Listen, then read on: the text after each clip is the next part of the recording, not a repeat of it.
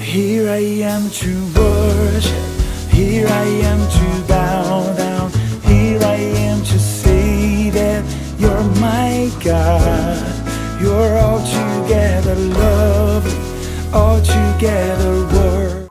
할렐루야. 오늘도 말씀과 동행한 하루에 나오시 여러분 축복하고 환영합니다. 오늘 이 화요일 어떤 말씀 우리에게 허락하실지, 그리고 우리에게 어떤 길을 인도하실지 기대가 됩니다. 오늘 예배를 통해 여러분의 거룩한 믿음이 주님과 함께 동행하며 살아가시는 그런 하루가 되기를 바랍니다. 함께 지존하신 주님의 이름 앞에 찬양하며 우리 예배의 자리로 나아가겠습니다. 찬양합시다. 지존하신 주님 이름 앞에 모두 무릎 꿇고 다 경배해. 거룩하신 주님 보좌 앞에 엎드려 절하세.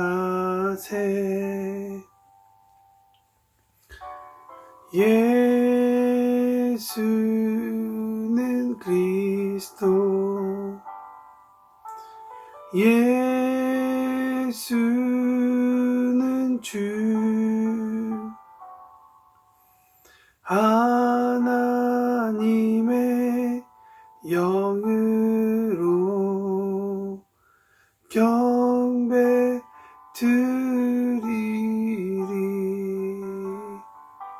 예수는 그리스도, 예수는 주, 하나님의 영으로 경배 드리리. 아멘, 아멘. 네, 오늘 우리에게 주신 하나님의 말씀은 마태복음 16장 13절부터 28절에 있는 말씀인데요. 저희 여러분은 21절까지만 읽도록 하겠습니다. 예수께서 빌립보 가이사랴 지방에 이르러 제자들에게 물어 이르시되 사람들이 인자를 누구라 하느냐. 이르되 더러는 세례 요한, 더러는 엘리야, 더러는 예레미야나 선지자 중에 하나라 하나이다. 이르시되 너희는 나를 누구라 하느냐. 시몬 베드로가 대답하여 이르되 주는 그리스도시요 살아계신 하나님의 아들이시니이다. 예수께서 대답하여 이르시되 바요나 시몬아 내가 복이 있도다. 이를 내게 알게 한 이는 혈육이 아니요 하늘에 계신 내 아버지시라. 또 내가 내게 이르노니 너는 베드로라. 내가 이 반석 위에 내 교회를 세우리니 음부의 권세가 이기지 못하리라. 내가 천국 열쇠를 내게 주리니 내가 땅에서 무엇이든지 매면 하늘에서도 매일 것이요 내가 땅에서 무엇이든지 풀면 하늘에서도 풀리리라 하시고, 이에 제자들에게 경고하사 자기가 그리스도인 것을 아무에게도 이르지 말라 하시니라. 이때로부터 예수 그리스도께서 자기가 예루살렘에 올라가 장로들과 대제사장들과 서기관들에게 많은 고난을 받고 죽임을 당하고 제3일에 살아나야 할 것을 비로소 제자들에게 비로소 나타내시니. 아멘. 여러분, 사람을 안다는 것은 무엇일까요? 그 사람의 이름 말고 말이죠. 적어도 그 사람에 대해서 안다고 얘기한다면 먹는 것을 무엇을 좋아하고 무슨 생각을 하기를 원하고 또 무엇을 싫어하는지에 대해서 아는 것이라고 이야기할 수 있을 것 같습니다. 적어도 내가 그 사람을 안다고 할 때는 그도 나를 알아야지만 나도 그를 알아야 관계라는 것이 성립될 것이라고 생각합니다. 그런 차원에서 주님과 우리는 너무나도 특별한 관계고, 주님과 우리와는 정말 뗄래야 뗄 수 없는 그런 관계죠. 그런 주님이 오늘 성경 말씀에 써있는 제자들에게도 물어보셨지만 특별히 오늘 말씀을 묵상하는 저와 여러분에게도 동일하게 물어보신다고 생각합니다. 15절 말씀 다시 읽어보면 이런 말씀이 있습니다. 이르시되 너희는 나를 누구라 하느냐. 오늘 말씀을 듣는 저와 여러분에게 동일하게 물어보신다고 생각합니다. 너희는 나를 누구라 하느냐. 한 가지 질문이 생기게 되죠. 저와 여러분 정말 예수님에 대해서 잘 알고 있습니까? 여러분은 예수님에 대해서 더 알려고 노력하고 계시고 하루에 하루가 갈수록, 날이 갈수록 예수님을 더 알기 위해서 여러분들 더 사모하십니까? 이런 질문이 참 제자들에게 너무 재미있게 흥미있게 물어본 질문이라고 생각합니다. 오늘 본문의 배경에 보면 예수님께서 평소에 다니시던 갈릴리 지방이 아니라 갈릴리에서 북쪽으로 더 올라간 가이사랴 지방의 그 지역 가운데 소문이 돌았다는 것을 우리가 말씀을 통해서 알 수가 있습니다. 사람들이 예수님을 따라다니게 되죠. 따라다니다 보니까 어제 묵상한 것처럼 떡 7개와 물고기 2마리로 남자만 4,000명이 되는 사람들이 먹고 마시고 또 많은 광주리가 남는다는 것을 보게 되었습니다. 그러니 그런 소문이 날 때 사람들이 열광하지 않을 수가 없죠. 그러한 기적을 일어난 것뿐만 아니라 병 나음도 얻게 되고 귀신으로부터 자유하게 되는 그런 모습이 소문나기 시작했습니다.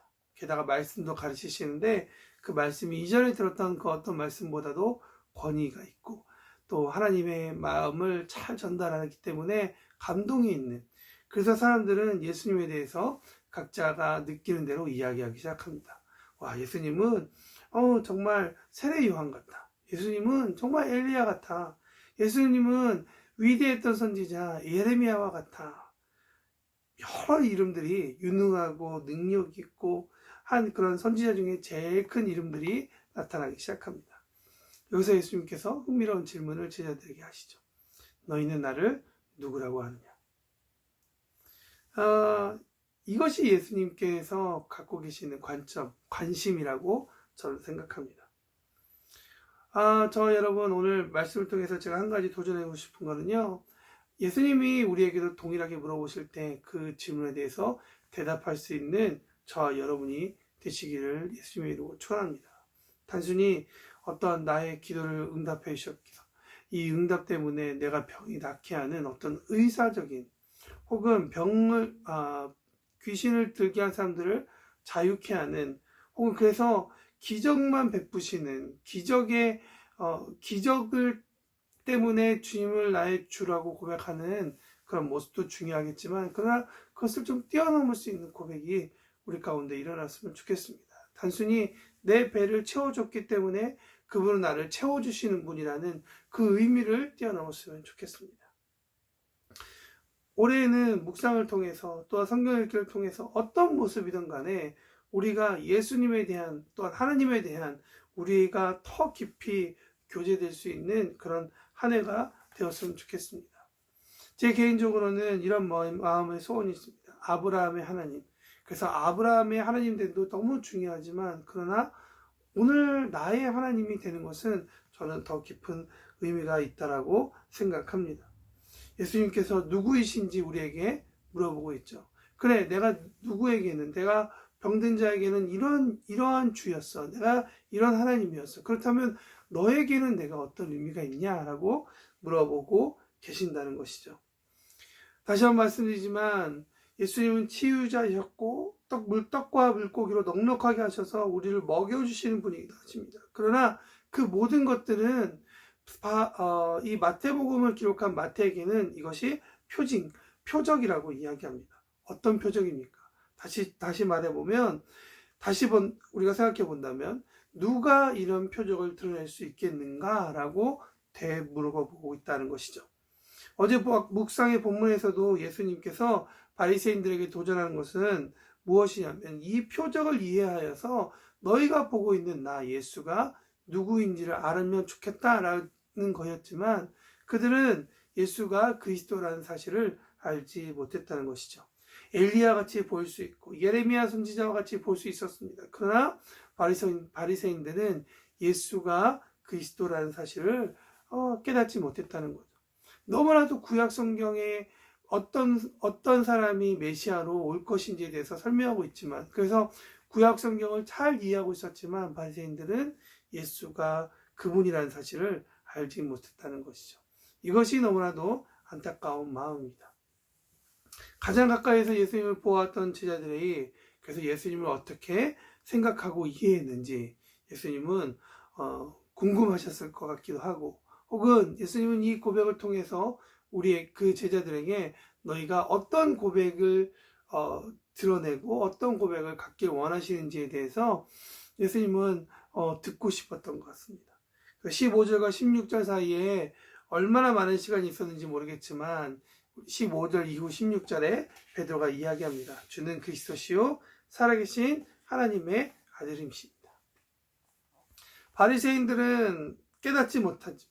그 눈이 있지만 보고 있는 것을 깨닫지 못해서 입으로 고백하지 못한 그것을 사도 베드로는 이야기하고 있다는 것이죠. 우리가 예수님을 구주로 고백할 수 있게 하는 부분은 무엇이냐? 17절에 보니까 하나님께서 방법을 알려주셨다. 하나님께서 그것을 감동하셔서 가르쳐 주셨다라고 이야기하고 있다는 것이죠. 곧 성령 충만함만이 다른 방법이 없다라고 우리에게 이야기하고 있습니다. 저는 이 아침에 예수님의 제자된 저 여러분이 성령 충만한 가운데 오늘 우리가 예수가 그리스도이심을, 예수가 우리의 구주이심을, 예수가 우리의 삶을 붙잡고 계시는 유일한 길과 진리와 생명 되심을 다시 한 번 더 고백하는 이 아침이 되었으면 좋겠습니다. 저는 한 가지 더 여러분들에게 도전하고 싶습니다. 그렇게 예수님이 우리의 구주라고 고백하는 우리의 마음이 있다면 우리가 다른 길이 아니라 우리의 스승 되신 예수님을 따라가는 그런 하루를 살았으면 좋겠습니다. 베드로는 귀한 고백을 했기 때문에 예수님께 칭찬을 듣습니다. 곧 이어서 예수님은 제자들에게 앞으로 십자가를 지게 될 그 사건까지의 여정을 이야기하십니다. 오늘 읽지 않았지만 바로 이 구절 다음에 22절부터 베드로는 또 이야기를 합니다. 뭐라고 이야기합니까? 이 일이 결코 주님께 미치지 않을 것입니다. 여러분, 그 누가 스승이 십자가에서 죽겠다고 하는데 스승님 잘합니다 라고 이야기하고 박수칠 사람이 어디 있겠습니까? 당연히 맞겠죠. 그러나 이 일에 대해서 예수님께서 뭐라고 얘기하십니까? 이 당연해 보이는 베드로의 액션에 대해서 23절에 이렇게 써 있습니다. 예수께서 돌이키시며 베드로에게 이르시되 사탄아 내 뒤로 물러가라. 너는 나를 넘어지게 하는 자로다. 내가 하나님의 일을 생각하지 아니하고 도리어 사람의 일을 생각하는도다 라고 이야기하고 있습니다. 약간 좀 원어적인 표현에 보면 해석이 좀 이렇게 될 수 있을 것 같습니다. 예수께서 돌이키시며 베드로에게 말씀하셨습니다. 너는 나의 뒤로 오라. 그러고 나서 사단에게 명하고 있죠. 너는 나를 넘어지게 하는 자로다.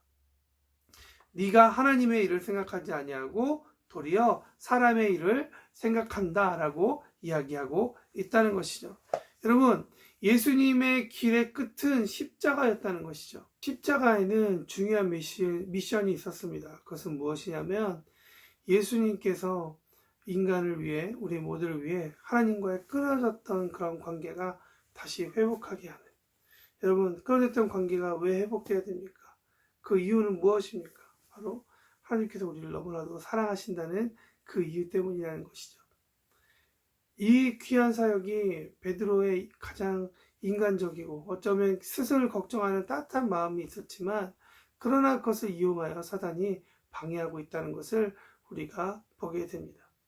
예수님은 우리에게 한 가지 도전하고 계십니다. 제자의 언어와 행동은 인간적인 배려와 인간의 따뜻함에 그런 넘어서 예수님께서 말씀하시는 것을 입에 담고 예수님께서 말씀하시는 것을 마음에 담아서 끝까지 흘러가도록 하게 하는 것이라고 저는 믿습니다.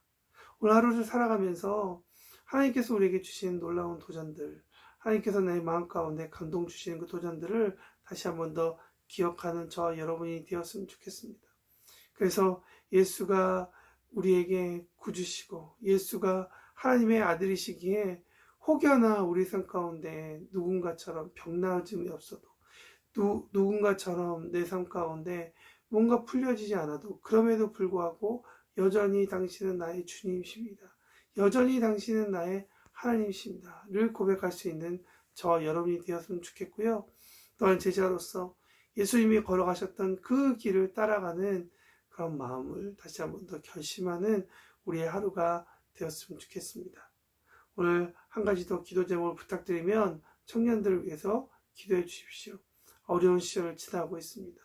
예수 제자로서 살아가는 것이 좀 어렵고 또한 많은 도전들과 유혹들이 있어서 예수님의 제자로 살아가는 것이 쉽지만은 않습니다.